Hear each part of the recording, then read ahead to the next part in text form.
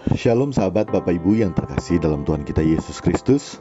Apa kabar hari ini? Tetap semangat sahabat Bapak Ibu. Tetap semangat, karena hari ini pasti akan bisa kita lewati. Sahabat Bapak Ibu, New Chapter Message hari ini Selasa 21 Juni 2022 berjudul Memiliki Kesadaran Penuh Sebagai Anak-anak Allah.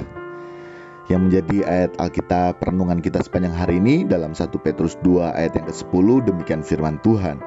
Kamu yang dahulu bukan umat Allah, tetapi yang sekarang telah menjadi umatnya, yang dahulu tidak dikasihani, tetapi yang sekarang telah beroleh belas kasihan.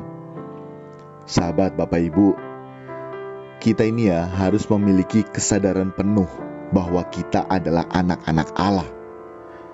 Karena bagi kita yang tidak menyadari siapa diri kita, maka kita tidak akan dapat bertindak sesuai dengan siapa diri kita sebenarnya.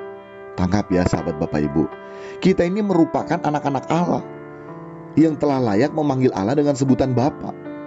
Oleh karena itu menjadi pengharapan kita agar selanjutnya kita terus dapat berkeadaan sebagai anak-anak Bapa.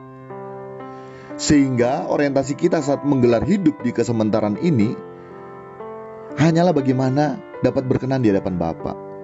Kita tidak perlu takut dan khawatir apapun, karena Allah adalah Bapa kita.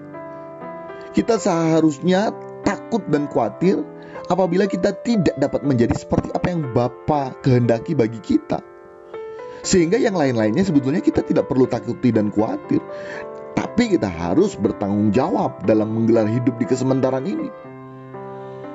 Kita ini dituntut agar dapat menjadi seperti apa yang Bapa kehendaki bagi kita. Bila kita tidak dapat menjadi seperti apa yang Bapa kehendaki bagi masing-masing kita yang merupakan anak-anaknya, maka kita sebenarnya gagal menjadi anaknya. Dan sahabat Bapak Ibu, kita ini diberi waktu dan kesempatan, yakni sepanjang hidup kita, agar kita dapat bertumbuh dalam kedewasaan yang penuh. Tentunya sebagai anak-anak Bapa kita harus menjadi berbeda dengan dunia ini. Dunia ini sudah semakin jahat, dan semakin hari semakin tenggelam dalam kejahatannya. Semakin jahat di sini yakni membuat anak-anak Bapa tidak menyadari keberadaan dirinya sebagai anak-anak Bapa, sebagai anak-anak Allah. Sehingga hidup bukan menjadi semakin seperti apa yang Bapa kehendaki, tapi justru sebaliknya, semakin terikat dengan dunia ini. Tidak memiliki cara hidup yang baik di tengah-tengah hidup yang semakin jahat. Bukan kita yang seharusnya menjadi dampak bagi dunia, tetapi justru sebaliknya kita yang sudah ikut arus dunia.